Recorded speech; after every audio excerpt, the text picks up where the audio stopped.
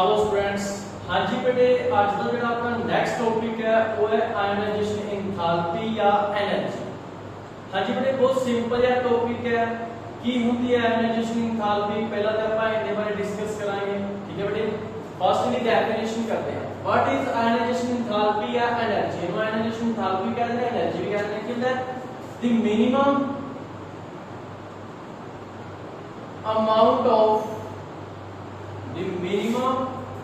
amount of energy required to remove, ठीक है, most loosely bound electron, ठीक है जी, in an isolated gaseous atom। मतलब अपने कोले कोई भी आइसोलेटेड गैसेस एटम है, उनके विच जिहड़ा सब तो लूजली बाउंड इलेक्ट्रॉन है, सब तो लूजली जिहड़ा बाउंड इलेक्ट्रॉन है बेटे, ओनू रिमूव करन दे लई जिन्नी एनर्जी दी आपां नूं जरूरत पैंदी। मतलब समझ लो, हम कोई भी अपने कोले एग्जांपल ले जेडे बेटे आपां एग्जांपल ले लेने, जिवें अपने कोले सोडियम, ठीक है जी, न्यूक्लियस फर्स्ट सेल ਦੇ ਵਿੱਚ 2 ਇਲੈਕਟ੍ਰੋਨ, ਸੈਕੰਡ ਸੈਲ ਦੇ ਵਿੱਚ 1 2 3 4 5 6 7 8 ਇਲੈਕਟ੍ਰੋਨ, ਥਰਡ ਸੈਲ ਦੇ ਵਿੱਚ 1 ਇਲੈਕਟ੍ਰੋਨ। ਹਾਂਜੀ ਬੇਟੇ ਦੇਖੋ, ਜਿਹੜਾ ਇਹਦੇ ਵਿੱਚ ਲਾਸਟ ਇਲੈਕਟ੍ਰੋਨ ਹੈ ਸਭ ਤੋਂ ਲੂਜ਼ਲੀ ਪੈਕਡ ਬਾਉਂਡ ਹੋਏਗਾ ਇਹਦੇ ਨਾਲ ਨਿਊਕਲੀਅਸ ਦੇ ਨਾਲ। ਇਹਨੂੰ ਰਿਮੂਵ ਕਰਨ ਦੇ ਲਈ ਜਿੰਨੀ એનર્ਜੀ ਆਪਾਂ ਨੂੰ ਲਗਾਣੀ ਪੈਂਦੀ ਹੈ, ठीक है जी, उस एनर्जी ਨੂੰ ਆਪਾਂ ਕੀ ਕਹਿ ਦਿੰਦੇ ਆ? ਆਇਨਾਈਜੇਸ਼ਨ ਐਂਥੈਲਪੀ ਜਾਂ ਐਨਰਜੀ ਕਹਿੰਦੇ ਆ। ਠੀਕ ਹੈ ਜੀ, ਤੇ ਇਹਨੂੰ ਰਿਪਰੈਜ਼ੈਂਟ ਕਿਵੇਂ ਕੀਤਾ ਜਾਂਦਾ ਹੈ એનર્ਜੀ ਨੂੰ? It is represented by delta I H, delta I H. ਠੀਕ ਹੈ ਬੇਟੇ, ਇੱਕ ਚੀਜ਼ ਦੇ ਵਿੱਚ ਹੋਰ ਯਾਦ ਰੱਖਣਾ ਵੀ ਜਿਵੇਂ ਫਸਟ ਇਲੈਕਟ੍ਰੋਨ ਰਿਮੂਵ ਕੀਤਾ, first ionization energy, second electron remove किया, second ionization energy, third electron remove किया ते थर्ड आयनाइजेशन एनर्जी होएगी। ठीक है बेटे, समझ लगी?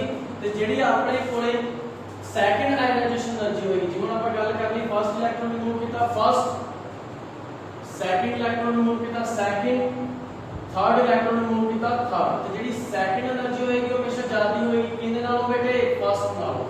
ठीक है, second ionization enthalpy is larger than first।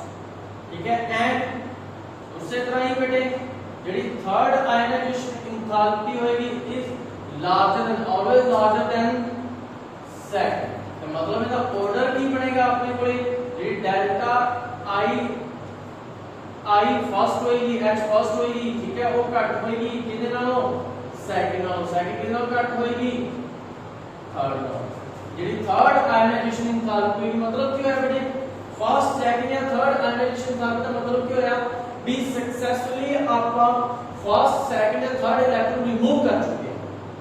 मतलब फर्स्ट सेकंड या थर्ड इलेक्ट्रॉन की कर चुके हैं रिमूव, उदों ही उनकी आयनाइजेशन एंथैल्पी बढ़ेगी। ਜਦੋਂ तक इलेक्ट्रॉन रिमूव नहीं होएगा वो उनकी आयनाइजेशन एंथैल्पी काउंट नहीं की जाएगी। ठीक है बेटे, मतलब जो इलेक्ट्रॉन रिमूव हो गया, जितनी एनर्जी तो रिमूव होया उसे एनर्जी को ਆਪਾਂ ਕਹਾਂਗੇ रिमूव होने तो बाद। ठीक है बेटे, ਇਹ ਨਹੀਂ ਕਿ रिमूव ਹੋਇਆ ਨੇ ਤਾਂ ਆਪਾਂ ਪਹਿਲੇ ਕਹਿ ਦਿੰਦੇ ਆਇਨਾਈजेशन एंथैल्पी है। मतलब सक्सेसिव फर्स्ट सेकंड या थर्ड इलेक्ट्रॉन ਨੂੰ रिमूव ਕਰਨ ਤੇ ਜਿੰਨੀ એનર્ਜੀ ਲੱਗ ਰਹੀ ਹੈ ਉਹਨੂੰ ਆਪਾਂ ਕੀ ਕਹਿ ਦੇਂਗੇ बेटे? फर्स्ट सेकंड या थर्ड आयनाइजेशन एंथैल्पी। ਤੇ ਜਿਹੜੀ ਸੈਕੰਡ ਹੋਏਗੀ ਫਸਟ ਨਾਲੋਂ ਜ਼ਿਆਦਾ ਹੋਏਗੀ, ਜਿਹੜੀ ਥਰਡ ਹੋਏਗੀ ਸੈਕੰਡ ਨਾਲੋਂ ਜ਼ਿਆਦਾ ਹੋਏਗੀ, ਕਿਉਂਕਿ ਆਪਾਂ ਨੂੰ ਪਤਾ ਜਿਵੇਂ ਜਿਵੇਂ ਇਲੈਕਟ੍ਰੋਨ ਰਿਮੂਵ ਕਰਦੇ ਜਾਵਾਂਗੇ न्यूक्लियर चार्ज पे आपको पता सही मिलेगा, मतलब बढ़ रहेगा according to removal of electrons. ठीक है, तो जेड़ा इलेक्ट्रॉन न्यूक्लियस होगा इलेक्ट्रॉन को ज्यादा अट्रैक्ट करेगा अपनी तरफ, ज्यादा क्लोज आ जाएंगे तो फिर उन्हें ज्यादा स्ट्रांगली बाउंड हो जाएंगे। ठीक है बेटे, एसी आयनाइजेशन एंथैल्पी की अपने कोई डेफिनेशन, फिर बेटे कुछ फैक्टर आ जाते हैं इनके विच, फैक्टर्स गवर्निंग आयनाइजेशन एंथैल्पी। ठीक है, आयनाइजेशन एंथैल्पी के किहड़े-किहड़े इफेक्ट करते हैं। ठीक है, ये फर्स्ट ਆਪਾਂ ਗੱਲ ਕਰ ਲੈਣੇ ਆ बेटे ਦੇ ਵਿੱਚ न्यूक्लियर चार्ज हुणे आपां गल करते ही इस बेटे न्यूक्लियर चार्ज दी भी जिन्ना ज्यादा न्यूक्लियस का चार्ज होएगा उन्ने ज्यादा इलेक्ट्रॉन को अट्रैक्ट करेगा तो उन्ने स्ट्रांगली बाउंड होंगे इलेक्ट्रॉन। ठीक है, इधर हम मोस्ट लूजली दा क्या सी जिन्ने ज्यादा इलेक्ट्रॉन इनका बाउंड होंगे उन्नी ज्यादा इन्हें रिमूव करने वास्ते एनर्जी लगानी पड़ेगी। मतलब nuclear charge increase then ionization enthalpy increase। जे न्यूक्लियर चार्ज इंक्रीज होएगा तो आयनाइजेशन एंथैल्पी भी क्या होगी इंक्रीज होगी। सेकंड एटॉमिक साइज, एटम का साइज ਹੁਣ ਆਪਾਂ ਨੂੰ ਪਤਾ ਹੈ ਹੁਣ ਇੱਕ ਐਟਮ ਦਾ ਸਾਈਜ਼ ਆਪਾਂ a ਲੈ ਲਿਆ। ਠੀਕ ਹੈ ਜੀ, ਇੱਕ ਐਟਮ ਦਾ ਸਾਈਜ਼ ਆਪਾਂ a ਲੈ ਲਿਆ। ਹੁਣ ਆਪਾਂ ਨੂੰ ਪਤਾ ਹੈ ਇਹ ਅੰਦਰ ਵਾਲੇ ਇਲੈਕਟ੍ਰੋਨ ਨੂੰ ਖਿੱਚੇਗਾ ਫਿਰ ਇਹਨਾਂ ਤੇ ਜ਼ੋਰ ਲਗਾਏਗਾ ਇਹਦੇ ਤੱਕ ਤੇ ਇਹਦੀ ਪਲੇਨ ਪਹੁੰਚਣੀ ਨਹੀਂ। ठीक है, क्योंकि ਇਹਨਾਂ ਨੂੰ ਜੋ ਇਹਨਾਂ ਤੇ ਜ਼ੋਰ ਬਹੁਤ ਲਗਾ ਦੇਗਾ ਅੰਦਰ ਤੱਕ ਹੀ ਇਹ ਤੱਕ ਇਹਦੀ ਪਾਵਰ ਨਹੀਂ ਪਹੁੰਚਣੀ। ਬਟ ਜਿਹੜੇ ਇਹ ਵਾਲੇ ਇਲੈਕਟ੍ਰੋਨ ਨੇ ਇਹ ਤੇ ਨਿਊਕਲੀਅਸ ਦੇ ਵਿੱਚ ਜਿਹੜਾ ਡਿਸਟੈਂਸ ਹੋਏਗਾ ਬਹੁਤ ਘੱਟ ਹੋਏਗਾ। ਇਹਦੇ ਤੇ ਨਿਊਕਲੀਅਸ ਦੇ ਵਿੱਚ ਦਾ ਡਿਸਟੈਂਸ ਕੀ ਹੈ ਜ਼ਿਆਦਾ ਹੈ। ਜਿੰਨੀ ਦੂਰ ਇਲੈਕਟ੍ਰੋਨ ਪਿਆ ਉਨਾ ਘੱਟ ਅਟਰੈਕਟ ਹੋਏਗਾ ਨਿਊਕਲੀਅਸ ਦੁਆਰਾ ਤੇ ਜਿੰਨੀ ক্লোਜ਼ ਇਲੈਕਟ੍ਰੋਨ ਪਿਆ ਨਿਊਕਲੀਅਸ ਦੇ ਉਨਾ ਜ਼ਿਆਦਾ ਅਟਰੈਕਟ ਹੋਏਗਾ ਤੇ ਉਨਾ ਜ਼ਿਆਦਾ ਸਟਰੋਂਗਲੀ ਬਾਉਂਡ ਹੋਏਗਾ ਤੇ ਉਨੀ ਹੀ ਜ਼ਿਆਦਾ ਆਪਾਂ ਨੂੰ એનર્ਜੀ ਲਗਾਣੀ ਪਏਗੀ ਇਹਨੂੰ ਰਿਮੂਵ ਕਰਨ ਦੇ ਲਈ। ठीक है बेटे, समझ लगी। जेकर साइज अपने कोले इंक्रीज होएगा, साइज क्या होएगा इंक्रीज तो उनकी आयनाइजेशन एंथैल्पी डिक्रीज होएगी। क्यों? क्योंकि न्यूक्लियस के इलेक्ट्रॉन के बीच का डिस्टेंस ज्यादा हो जाएगा जिंदी वजह ਨਾਲ ਦੋਨਾਂ ਦੇ ਵਿੱਚ ਅਟਰੈਕਸ਼ਨ ਘਟ ਜਾਏਗੀ ਤੇ ਅਟਰੈਕਸ਼ਨ ਘਟਣ ਨਾਲ ਕੀ ਹੋਏਗਾ ਬੇਟੇ ਦੋਨਾਂ ਦੇ ਵਿੱਚ ਜਿਹੜਾ ਬਾਉਂਡੇਸ਼ਨ ਹੋਏਗੀ ਦੋਨਾਂ ਦੀ ਉਹ ਕੀ ਹੋ ਜਾਏਗੀ ਲੂਜ਼ ਹੋ ਜਾਏਗੀ। ਕੀ ਹੋ ਜਾਏਗੀ ਆਪਣੇ ਬੇਟੇ ਲੂਜ਼ ਘਟ ਜਾਏਗੀ। ठीक है बेटे, समझ लगी। मतलब atomic size increase, atomic size increase जेकर atomic size increase होएगा then ionization enthalpy decrease ਤੇ ionization enthalpy ਕੀ ਹੋਏਗੀ decrease। ਜਿੰਨਾ ਵੱਡਾ ਸਾਈਜ਼ ਉਹਨੇ ਵਿੱਚੋਂ ਇਲੈਕਟ੍ਰੋਨ ਨੂੰ ਰਿਮੂਵ ਕਰਨਾ ਉਨਾ ਹੀ ਜ਼ਿਆਦਾ ਈਜ਼ੀ ਹੋਏਗਾ ਤੇ ਜਿੰਨਾ ਜ਼ਿਆਦਾ ਈਜ਼ੀ ਉਨੀ ਘੱਟ એનર્ਜੀ ਲਗਾਣੀ ਪਏਗੀ। ਠੀਕ ਹੈ ਬੇਟੇ, जिन्ना छोटा साइज न्यूक्लियस के नाल उतना ही ज्यादा अटैच होएगा, न्यूक्लियस से क्लोज होएगा, अट्रैक्शन ज्यादा होएगी। ठीक है जी, तो ओनू रिमूव करना उतना ही ज्यादा की होएगा मुश्किल होएगा तो ज्यादा ही एनर्जी लगानी पड़ेगी। ठीक है बेटे, साइज छोटा आयनाइजेशन एनर्जी ज्यादा होएगी। ठीक है, एंड लिख दो इसका और बेटे and atomic size decrease then ionization energy increase. जो साइज छोटा आएगा तो एनर्जी ज्यादा होगी। ठीक है बेटे, और लिख लो इधर थर्ड लिख लो पेंट्रेशन इफेक्ट। हां जी, सब तो पहला ते ਆਪਾਂ ਨੂੰ पेंट्रेशन इफेक्ट बारे पता होना चाहिए कि ਕੀ ਹੁੰਦਾ ਹੈ पेंट्रेशन इफेक्ट। देखो बेटे ਜਿਹੜੇ मल्टी इलेक्ट्रॉन्स ਹੁੰਦੇ ਨੇ मल्टी मतलब ਜਿਨ੍ਹਾਂ ਚ ਬਹੁਤ ਜ਼ਿਆਦਾ ਇਲੈਕਟ੍ਰॉन ਪਾਏ ਹੁੰਦੇ। ठीक है बेटे, मल्टी इलेक्ट्रॉन एटम ਆਪਾਂ ਨੂੰ ਪਤਾ ਹੈ ਉਹਨਾਂ ਦੇ ਵਿੱਚ ਕੀ ਹੋਣਗੇ ਬਹੁਤ ਜ਼ਿਆਦਾ ਇਲੈਕਟ੍ਰੋਨ ਹੋਣਗੇ।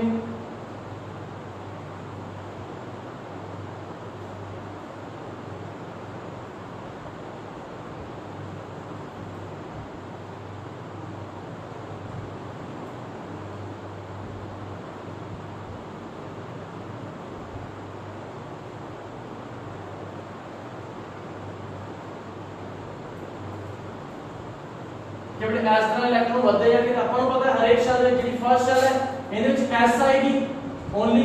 ਠੀਕ ਹੈ, ਜਿਹੜੀ ਸੈਕੰਡ ਹੈ ਉਹਦੇ ਵਿੱਚ s ਵੀ ਆ ਜਾਏਗੀ ਤੇ p ਵੀ ਆ ਜਾਏਗੀ। ਜਿਹੜੀ ਥਰਡ ਹੈ ਉਹਦੇ ਵਿੱਚ s ਵੀ ਆ ਜਾਏਗੀ, p ਵੀ ਆ ਜਾਏਗੀ ਤੇ ਕਿਹੜੀ ਆ ਜਾਏਗੀ d। ਉਸੇ ਤਰ੍ਹਾਂ ਜਿਹੜੀ ਫੋਰਥ ਦੀ ਗੱਲ ਕਰਾਂਗੇ ਇਹਦੇ ਵਿੱਚ s ਵੀ ਆ ਜਾਏਗੀ, p ਵੀ ਆ ਜਾਏਗੀ, d ਵੀ ਆ ਜਾਏਗੀ ਤੇ ਹੋਰ ਕਿਹੜੀ ਆ ਜਾਏਗੀ f ऑर्बिटल। ठीक है बेटे, समझ लगी। ਹੁਣ ਦੇਖੋ पेंट्रेशन इफेक्ट ਕੀ ਹੁੰਦਾ ਹੈ। मल्टी इलेक्ट्रॉन एटम ਦੇ ਵਿੱਚ ਆਪਾਂ ਨੂੰ ਪਤਾ ਹੈ s orbital, p orbital, d orbital, f orbital ਆਉਣੀਆਂ ਸ਼ੁਰੂ ਹੋ ਜਾਣਗੀਆਂ। ਬਟ ਜਦੋਂ पेंट्रेशन इफेक्ट ਦੀ ਗੱਲ ਕਰਦੇ ਹਾਂ ਤਾਂ ਮਤਲਬ ਕੀ ਹੁੰਦਾ ਹੈ ਕਿ ਜਦੋਂ ਮਲਟੀ ਇਲੈਕਟ੍ਰੋਨ ਐਟਮ ਹੁੰਦੇ ਨੇ ਇਹਨਾਂ ਦੀ ਜਿਹੜੀ s ऑर्बिटल ਹੁੰਦੀ ਹੈ। ਹੁਣ ਜਿਵੇਂ ਦੇਖ ਲਓ ਇਹ ਜਿਹੜੀ ਸ਼ੈਲ ਹੈ ਇਹਦੇ ਵਿੱਚ s ਵੀ ਹੈ, p ਵੀ ਹੈ, d ਵੀ ਹੈ। ਬਟ ਜਿਹੜੇ s ऑर्बिटल ਦੇ ਇਲੈਕਟ੍ਰੋਨ ਹੋਣਗੇ ਉਹ ক্লোਜ਼ ਹੋਣਗੇ ਕਿੰਦੇ ਨਿਊਕਲੀਅਸ ਦੇ as compared to p and d।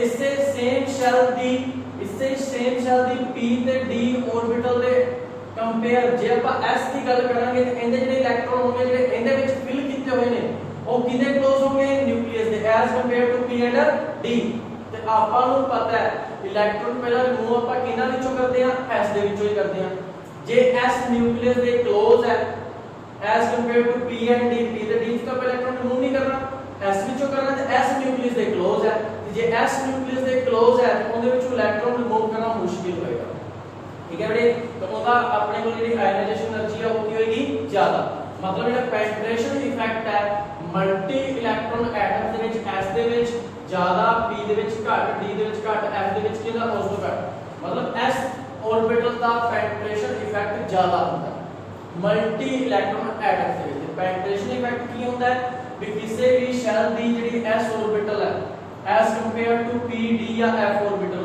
ਉਹ ਨਿਊਕਲੀਅਸ ਦੇ ਜ਼ਿਆਦਾ ক্লোਜ਼ ਹੋਏਗੀ ਇਹਨਾਂ ਸਾਰਿਆਂ ਨਾਲੋਂ ਠੀਕ ਹੈ ਮਲਟੀ ਇਲੈਕਟ੍ਰੋਨ ਐਟਮਸ ਦੀ ਗੱਲ ਕਰਦੇ ਹਾਂ ਜਦੋਂ ਆਪਾਂ ਠੀਕ ਹੈ ਜੀ ਸਮਝ ਲੱਗੀ ਤੇ ਕੀ ਹੋਏਗਾ ਇਹਦੇ ਵਿੱਚ ਇਲੈਕਟ੍ਰੋਨ ਕਰਨਾ ਫਿਰ ਮੁਸ਼ਕਿਲ ਹੋਏਗਾ ਇਹਨੂੰ ਕੀ ਬੋਲਦੇ ਨੇ ਆਪਾਂ ਪੈਨਟ੍ਰੇਸ਼ਨ ਇਫੈਕਟ ਮਤਲਬ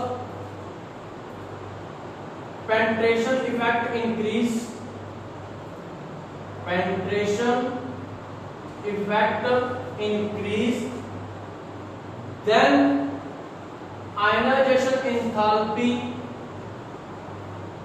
also increase ठीक है बेटे तो penetration effect multi electron atoms ਵਿੱਚ ਐਸ ਦਾ ਕੀ ਹੁੰਦਾ ਹੈ ਜ਼ਿਆਦਾ ਹੁੰਦਾ ਹੈ ठीक है बेटे इधर penetration effect ਕੀ ਹੋ ਰਿਹਾ ਹੈ इंक्रीज हो रहा है पेनिट्रेशन इफेक्ट की हो रहा है इंक्रीज हो रहा है समझ लगी बेटे पेनिट्रेशन इफेक्ट दी ठीक है जी पेनिट्रेशन इफेक्ट दी भी डेफिनेशन पूछी जा सकती है की होता है पेनिट्रेशन इफेक्ट ठीक है बेटे नेक्स्ट अपन नेक्स्ट कर लेते हैं बेटे शील्डिंग या screening effect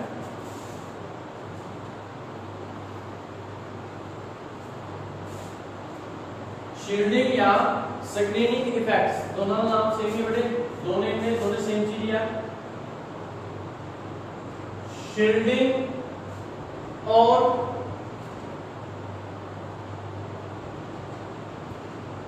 screening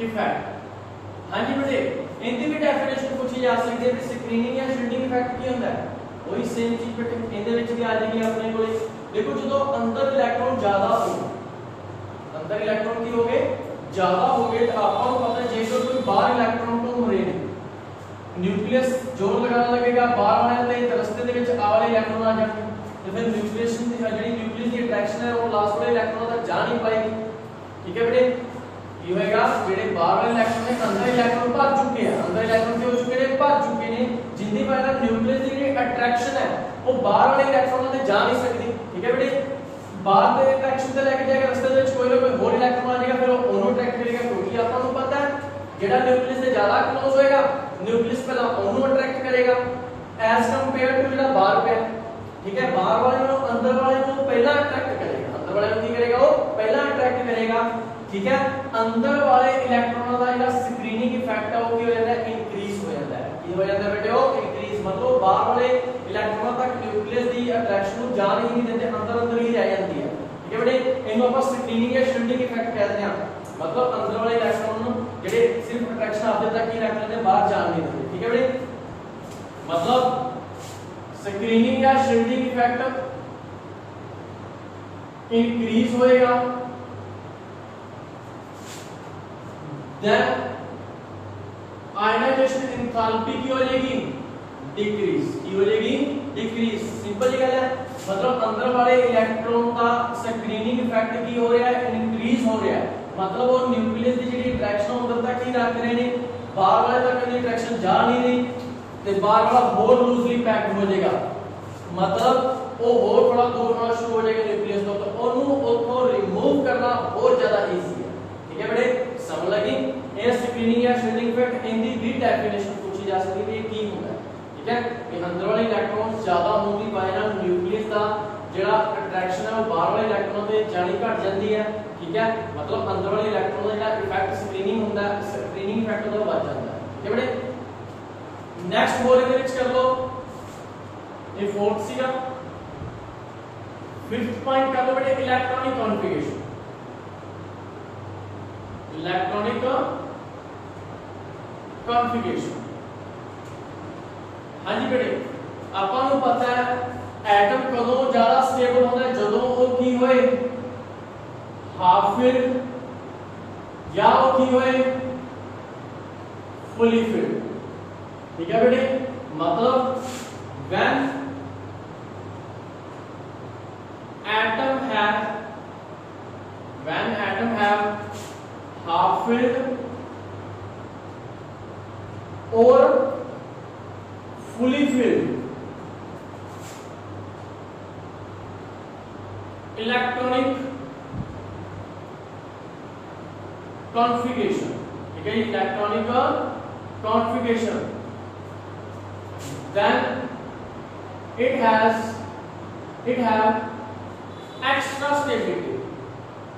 extra stability ठीक है बेटे तो जब एक्स्ट्रा स्टेबिलिटी होएगी ਜਦੋਂ ਹਾਫ ਫਿਲਡ ਜਾਂ ਕੀ ਹੋਏਗਾ ਫੁੱਲੀ ਫਿਲਡ ਤੋਂ ਉਹ ਐਟਮ ਐਕਸਟਰਾ ਸਟੇਬਲ ਹੋਏਗਾ ਕੀ ਹੋਏਗਾ ਐਕਸਟਰਾ ਸਟੇਬਲ ਮਤਲਬ ਨਾ ਤਾਂ ਇਲੈਕਟ੍ਰੋਨ ਦੇਗਾ ਨਾ ਹੀ ਇਲੈਕਟ੍ਰੋਨ ਲੇਗਾ ਤੇ ਆਪਾਂ ਦੇਣ ਦੀ ਗੱਲ ਕਰ ਰਹੇ ਹਾਂ ਇਲੈਕਟ੍ਰੋਨਾਂ ਨੂੰ ਰਿਮੂਵ ਕਰਨ ਦੀ ਗੱਲ ਕਰ ਰਹੇ ਹਾਂ ठीक है ਤੇ ਜਿਹੜੇ ਹਾਫ ਫਿਲਡ ਜਾਂ ਫੁੱਲੀ ਫਿਲਡ ਹੁੰਦੇ ਨੇ ਇਲੈਕਟ੍ਰੋਨ ਰਿਮੂਵ ਨਹੀਂ ਕਰਨਗੇ ਆਪਦੇ ਤੋਂ ਕਿਉਂਕਿ ਉਹ ਸਟੇਬਲ ਹੋਣਗੇ ਜਦੋਂ ਇਹ ਅਨਸਟੇਬਲ ਹੁੰਦੇ ਆ ਉਹ ਇਲੈਕਟ੍ਰੋਨ ਲੂਜ਼ ਕਰਦੇ ਜਾਂ ਗੇਨ ਕਰਦੇ ਆ ਠੀਕ ਹੈ ਬੇਟੇ ਜਦੋਂ ਇਹ ਹਾਫ ਫਿਲਡ ਜਾਂ ਫੁੱਲੀ ਫਿਲਡ ਹੋਊਗਾ ਐਕਸਟਰਾ ਸਟੇਬਿਲਿਟੀ ਹੈ ਆਪਣੇ ਤੇ ਜਿਨ੍ਹਾਂ ਕੋਲ ਐਕਸਟਰਾ ਸਟੇਬਿਲਿਟੀ ਹੈ ठीक है जिन्हों की है एक्स्ट्रा स्टेबिलिटी है वो ना दी आयनाइजेशन एनर्जी की होएगी ज्यादा होएगी ठीक है बेटे atom have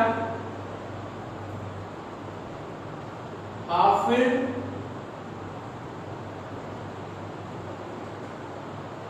and fully filled electronic configuration have greater या more ionization enthalpy ठीक है बेटे due to extra stability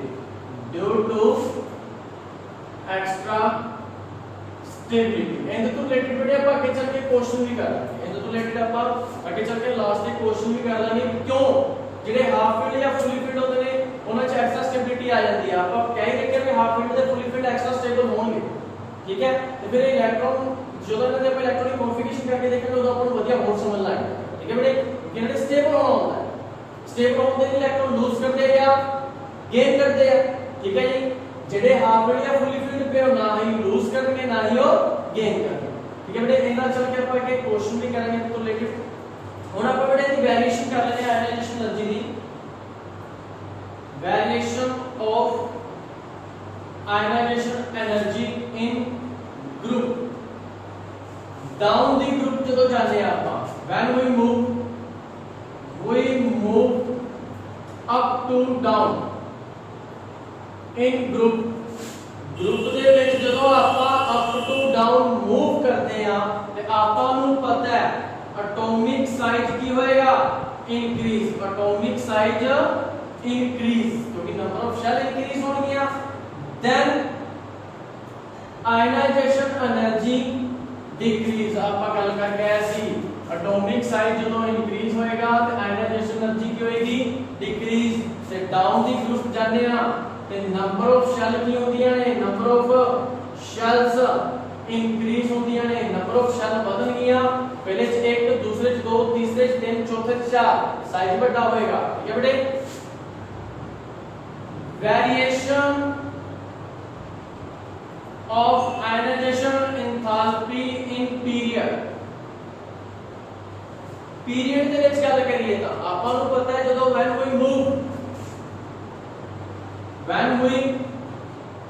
we move left